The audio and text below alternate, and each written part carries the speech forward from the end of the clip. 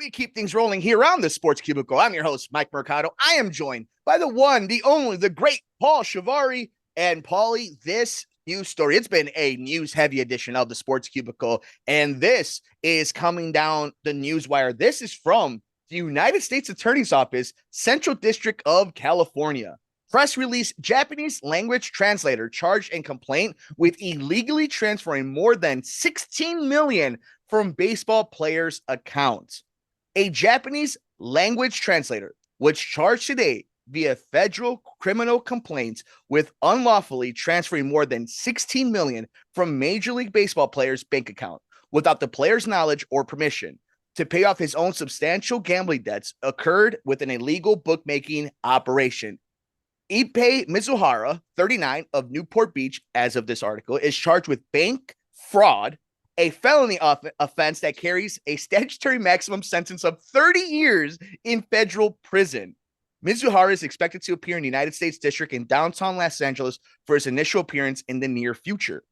According to an affidavit with the complaint from November 2021 to January 2024, Mizuhara wired more than 16 million in unauthorized transfers from a checking account belonging to an MLB player identified in the affidavit as Victim A. We know him as the unicorn Shohei Ohtani, who in fact is MLB star Shohei Ohtani. The transfers from the bank account allegedly were made from the devices and IP addresses associated with Mizuhara, who served as Ohtani's translator and de facto manager. And it also, the entire affidavit, the press release also mentions that in 2008 that Mizuhara took Shohei Ohtani to open up all his bank accounts in Arizona in 2018, and he was part of that entire process. So that is what we know now. And then there's even leaked text messages of Mizuhara saying that he's bad at this gambling thing. And I'll get the exact quotes in a little bit as we keep going on in this conversation, so I don't just pull it out of thin air. But this is getting messy. This is a sad story, Paulie. And for right now, as of this instance, taking Shohei out of this because MLB is still going to do their investigation. That's not what the federal government's looking into. They're looking at illegal book operations, illegal gambling, but they're also talking about bank fraud and wire transfer illegally, doing all this. So this is a big deal. So Paul, first thing I want to get your thoughts on: when you heard the official affidavit, what's going to be charged, what's happening, what were your initial thoughts now that we have a little bit more clarity of what the federal government's looking at? I think I was thinking what everyone else is thinking is, how could Shohei not know about this? And I know that part of this investigation is showing that there were no text messages about gambling between Shohei and Ippei. And I don't know. I mean, we're not part of the investigation, so who am I to say that, this smells funny, or I don't think that's the truth, or it's an ongoing investigation, and Shohei's not on trial, so I don't know how thorough of an investigation to his doings there's going to be. But we do know that his interpreter is definitely guilty of we have evidence that he was communicating with illegal bookies. We have evidence that he placed bets. We have evidence that he's, what was it, $40 million in debt or something ridiculous like that. We have evidence that he transferred $16 million out of Shohei's bank account. So I guess we need a thorough understanding of how limited Shohei's involvement was. I think that's ideally the how this affects you, me, baseball fans, sports fans, all around the world is just please let us know that you've looked up and down, turned over every rock, and you found out that Shohei didn't know about any of this happening. The hard thing is that this is his friend, and you would feel that there'd be kind of close confidence. I guess, how was he able to open these bank accounts with Shohei? Okay, he's his interpreter. How was he able to extract the money? And that's where I don't know where.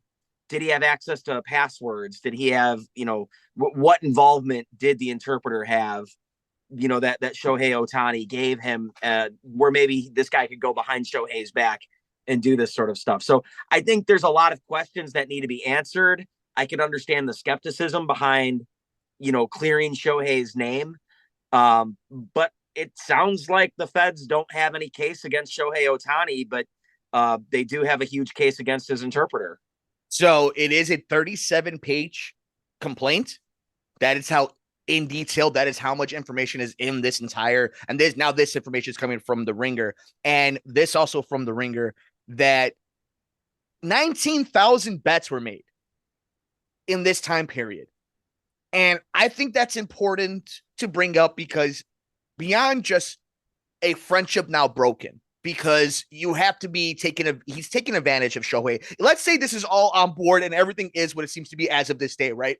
That means somebody took advantage of a friend. Somebody took advantage of somebody who's so dedicated in their craft. They take what they believe and they do so personally and they're so invested in it that they entrusted you in the way to help them maintain their life, to get them set up in a new country, took advantage of that.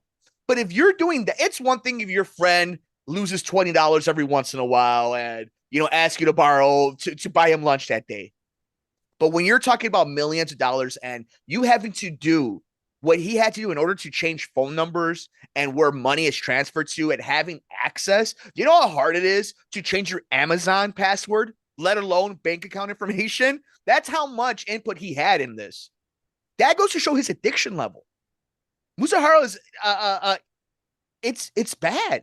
Like, it's sad. It's sad a friendship was lost, but in a world where we are so gambling focused now, fantasy sports, March Madness brackets, any single time an over or under a prop bet, the NFL season, we have organizations, leagues, broadcast partners that are sponsored by big time gambling websites. And somebody now with an addiction potentially could have put a huge black eye in an entire sport. And I think that's something that we talk about, but we really can't comprehend this new melding world universes of gambling, legal gambling, sports gambling, and entrusting individuals, not just players, not just coaches, not just front office, but auxiliary people surrounding the team and organizations. I think that's something that maybe the big time owners, corporations may have seen coming, but I don't know if fandom, the everyday fan, knew this was going to be the outcome of that. Well, this is a little different since it's illegal gambling. What if it was a legal website? I suppose it would be quicker to see how much money is being transferred through. And I suppose the red flags that would exist when you see Shohei Ohtani's bank account and routing information being sent to DraftKings or, whatever, betting site du jour. But I don't know. I think it definitely peels back a layer that shows that there still is this seedy underworld of illegal gambling. Not that I didn't think it didn't exist anymore, but the fact that it's just so closely connected to professional sports. Honestly, I think it's never, there's always going to be, regardless of how cut and dry the information is, and that, we know the players at stake, we know who's, going to prison, who committed crimes, who didn't. It's always going to be a stain on Shohei Ohtani and the game of baseball. And of course, I think we talked about this in the last time that we talked about this, that this is the most MLB thing to happen. Like, right on opening day, their superstar gets involved in gambling. And it's like, it doesn't matter what generation, what era, our grandparents that rooted for Pete Rose, their grandparents that rooted for Shoeless Joe, who's going to be our grandkids that, say it ain't so, Shohei, in 20, 30 years. And it's coming because, like you said, it's Major League Baseball. That is ingrained in the sport. And I am so glad you brought up Pete Rose as we are breaking down this news of Shohei Ohtani's interpreter. Now the charges are coming in. We know what he is facing. We are breaking it down here on the Sports Cubicle. He's Paul Shivari. I'm Mike Mercado. I want to bring up Pete Rose. I think this is something, again, fandom. I think it's a societal thing, right? Where we like to compare things and we like to weigh them in the same weight of justice and try to make everything just clear and cut the same. And you hear people now defending Pete Rose, saying because of all these networks working together with these betting sites and this story potentially with Shohei Ohtani, that Pete Rose should be in the Hall of Fame. He should be forgiven, so on and so forth. I think if your argument is because of gambling now being legal and part of the sports world, or because of what's going on with Shohei, I think you're wrong. I think if you're saying Pete Rose should be in the Hall of Fame because it's a museum and you should tell the entire story, I think you're right. Pete Rose should be in the Hall of Fame. You can bring him into the Hall of Fame. But to tell me that it's okay now to forgive him because of DraftKings, FanDuel, Bet Rivers, Circus Sports, and this Shohei Ohtani is disingenuous. It's a strongman conversation because it is not based on reality. He did his crime. He did break the rules you're not supposed to do. He bet on baseball. Period. He did. Not an interpreter, not a third person, not some shady guy on the side. He did. Pete Rose. So if you want to say Pete Rose deserves to be in the museum that is known as the Baseball Hall of Fame, God bless you. I agree. This isn't the argument to use for that case. Well, and it's a flawed argument anyway, because we can't prove that Shohei Ohtani or his interpreter even bet on baseball. Bingo. We do know for a fact that Pete Rose bet on baseball, and we do know for a fact that he bet on games that the Cincinnati Reds played in while he was managing the team. And regardless of the fact that he didn't bet against the Reds, presumably, but even if he didn't, that's still a conflict of interest. That's the whole point of this thing. He can tax his bullpen just to win a meaningless game in May, versus, well, that might have helped us down the stretch for a pennant run instead of blowing the guy's arm out early. But that's neither here nor there. And, and as far as Pete Rose, my feelings on it. The guy didn't even start telling the truth until he conveniently needed to sell a book. So, does he deserve to be a Hall of Famer? Does he deserve, while he's above the ground, to call himself a Hall of Famer? I don't care what happens to him posthumously. If you want to add him to the Hall of Fame after he's long gone and let his kids or his grandkids benefit off of that, that's fine by me.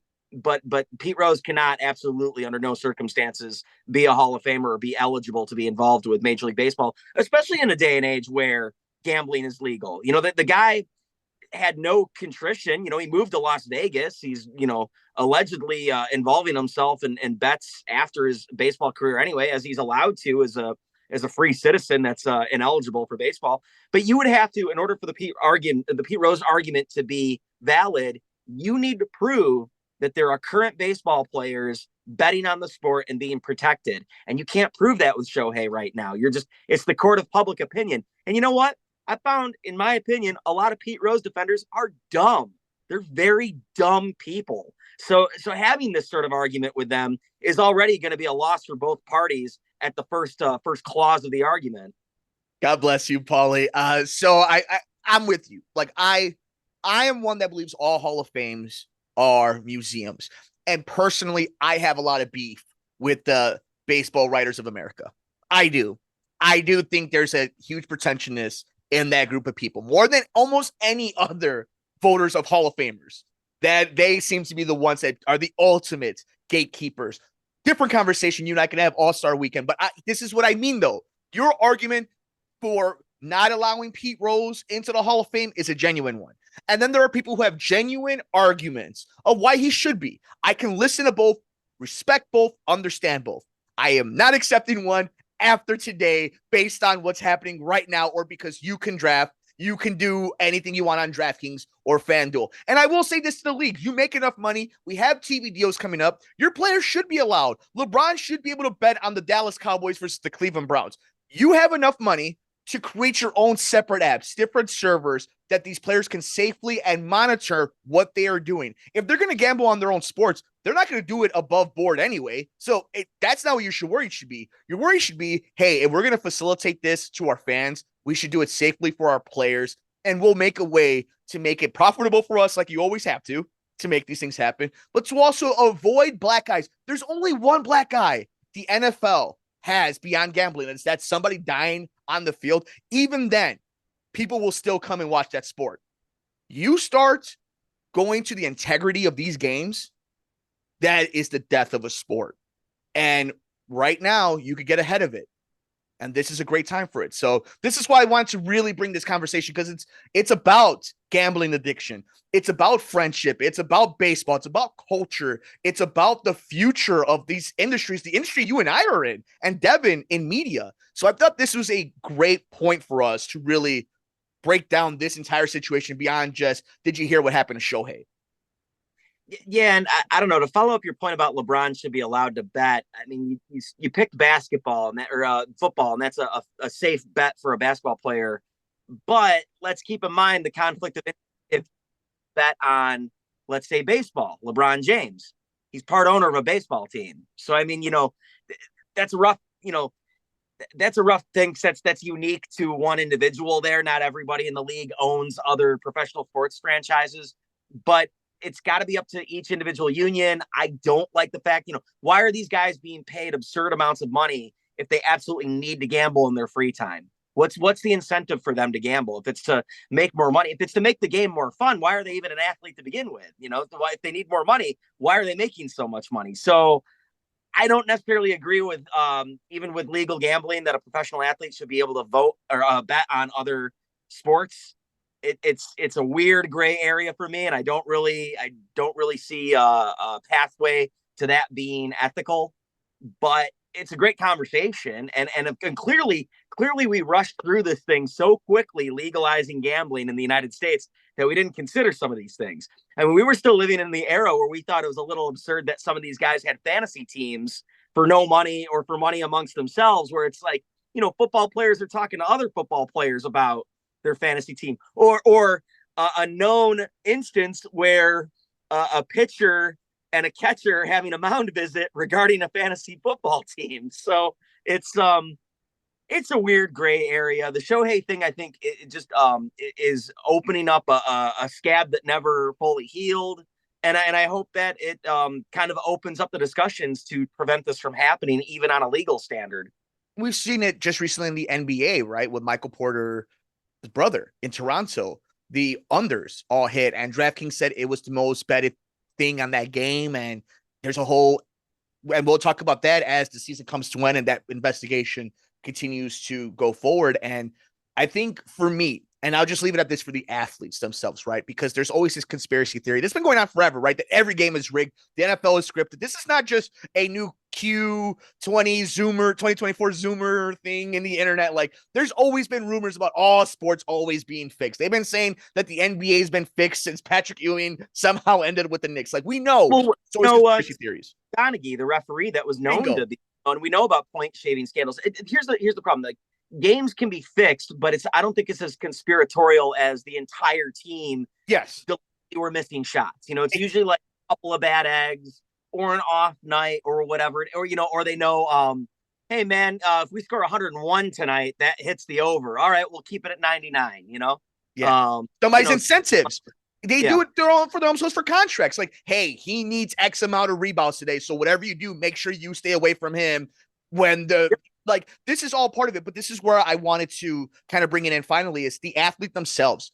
Most of these athletes, men or women, no matter the professional sport, heck, even the collegiate and high school, are so competitive that it's hard for them to allow themselves to just dive a game, especially when there's so much money in these contracts. That's why we do have to look into, like you mentioned, just rushing into this, the addiction part of this, the thrill, the rush. What makes somebody who has a bajillion dollars want to bet 500,000 on Canelo?